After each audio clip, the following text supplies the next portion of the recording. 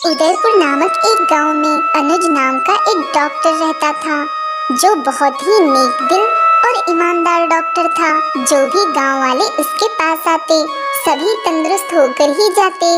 और ये रही आपकी दवाइयाँ बलवंत काका, देखना इन्हें खाकर आप जल्द ही ठीक हो जाओगे। लेकिन डॉक्टर बाबू, मेरे पास तुम्हारी फीस भरने के लिए पैसे नहीं हैं।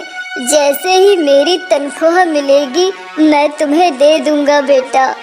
अरे नहीं काका, आप मुझे कुछ पैसे मत दीजिए। आप बस अपना शुभ हाथ मेरे सिर पर रखिए और मुझे आशीर्वाद दीजिए। बस उतना ही बहुत है मेरे लिए।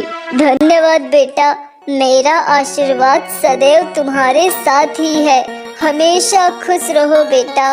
अनुज की बढ़ती तरक्की देख उसी गांव का एक और डॉक्टर रणधीर अनुज से खूब जलता, क्योंकि गांव के सभी लोग सिर्फ डॉक्टर अनुज के पास ही आते अपना इलाज करवाने। इस अनुज की तो ऐसी की तैसी, पूरे गांव को चुंबक बनाकर अपनी ओर खींच रखा है। नहीं, मैं ऐसा हरगिज नहीं होने दे सकता। इसकी वजह से मैं अपने क्लिनिक पर ताला क्यों लगने दूं? इसे ऊंचाई से गिराने का एक ही रास्ता है, गांव वालों की नजरों में इसे बुरा बना दूं। इतना बुरा बना दूं कि कोई इसके पास ही न आए और सभी इससे नफरत करने लगे। डॉक्टर रणधीर एक चाल चलता है और वो डॉक्टर अनुज की दवाइयों में कुछ ऐसा मिला देता है जिससे डॉक्टर अनुज के मरीज उन दवाइयों को खाकर जान खोने लगते हैं। अरे ओ डॉक्टर अनुज, तूने कौन सी गोली दे दी मेरी माँ को? उन्होंने अपना दम ही तोड़ दिया। अरे ओ बेशरम, तुझे शर्म भी नहीं आती लोगों को जान से मारते हुए? नर्क में जाकर भुगतेगा तू तो। ये मेरा श्राप है तुझे। अरे ये आप लोग क्या बोल रहे हो? मेरा यकीन मानिए, मैंने हर एक मरीज को सही दवाइयाँ ही दी हैं, कोई गलत दवा नहीं दी। मैं क्यों अपने ही मरीजों के साथ खिलवाड़ करूँगा? मुझ पर भरोसा कीजिए। अरे क्या भरोसा कीजिए? गांव वालों, क्या तुम सब इसकी शक्ल को निहार रहे हो? अरे इस डॉक्टर को तो मार मार कर इसका भरता बना देना चाहिए। मारो इसे, हाँ मारो इसे, हाँ मारो इसे। सभी गांव वाले बेचारे बेकसूर अनुज की खूब पिटाई करते हैं और ये सब देखकर रणधीर को बहुत खुशी मिलती है। इसके साथ तो ऐसा ही होना चाहिए। अब आएगा मजा। अब इसके पास गांव वाले तो क्या, एक मक्खी तक नहीं मंडराएगी। अब सभी गांव वालों को ना चाहते हुए भी मेरे पास ही आना होगा। अब सभी गांव वाले दवा लेने डॉक्टर रणधीर के पास ही जाते हैं और इस तरह रणधीर पैसे वाला होता जाता है। वहीं अनुज के पास खाने तक के लिए पैसे नहीं बचते। फिर वो एक दिन अपने दादाजी के उगाए बगीचे में लौकी के पेड़ की लौकी तोड़ता है। बचपन में दादाजी हमें लौकी का हलवा बना कर देते थे। अब मेरे पास कुछ खरीदने के लिए पैसे तो है नहीं, इसलिए मैं इस लौकी का हलवा बनाकर खा लूँगा। दादाजी ने इतनी अच्छी लौकी उगाई है, इस पेड़ की लौकियाँ तोड़कर मैं कई तरह की सब्जियाँ बनाकर खा सकता हूँ। अनुज अपने स्वर्गवासी दादाजी के लौकी के पेड़ से लौकी तोड़ता है और उन्हीं लौकियों से तरह तरह की सब्जी बनाकर अपना पेट भरता है। वो उस लौकी के पेड़ की अच्छे से परवरिश भी करता, उनमें सुबह शाम पानी डालता, अपने पेड़ों की खूब सेवा करता। ऐसे ही एक दिन एकदम से सारे पेड़ की लौकी चमकने लगती है और अचानक से लौकी का पेड़ बोलने लगता है। अनुज, मैं एक जादुई लौकी का पेड़ हूँ। क्या तुम बोल भी सकते हो? ये कैसे हो सकता है? ये तो वाकई जादू ही हो गया। घबराओ मत, मैं एक जादुई लौकी का पेड़ हूँ और मैं 80 साल पुराना हूँ। मुझ पर उग रही लौकियाँ कोई मामूली लौकी नहीं।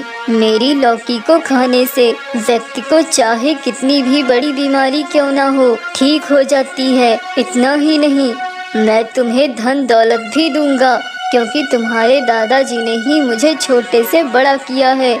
उनके मुझ पर बहुत से उपकार हैं जिन्हें मैं कभी नहीं भूल सकता, कभी नहीं। जादुई लौकी के पेड़ की ये सारी बातें सुनकर अनुज दंग रह जाता है। वो पेड़ उसे बहुत सारा सोना और पैसा देता है। धन्यवाद जादुई लौकी के पेड़, तुम्हारा बहुत बहुत धन्यवाद। अब अनुज एक गांव वाला बनकर जादुई लौकी के पेड़ की लौकियां लेकर उन्हें बाजार में बेचने जाता और उन लौकी को खाकर लोग ठीक होने लगते हैं। उन्हें चाहे कितनी भी बड़ी बीमारी क्यों ना हो, वो मिनटों में ही ठीक हो जाती है। धन्यवाद लौकी वाले बाबू, तुम्हारी लौकी को खाकर महीनों से बीमार पड़े मेरे पिताजी ठीक हो गए। हाँ, यहाँ की लौकी खाकर मेरी भाभी भी ठीक हो गई। मैं तुम्हारा ये उपकार कभी नहीं भूलूंगा। वैसे तुम्हारी इन लौकी के पीछे का राज क्या है, जो ये सारी लौकी दवा बनकर असर कर रही है सभी पर? तभी अचानक एक ग्राहक अनुज को पहचान लेता है और सभी गाँव वालों को बताता है। सभी गाँव वाले ये देखकर हैरान रह जाते हैं कि लौकी बेचने वाला कोई और नहीं बल्कि डॉक्टर अनुज है।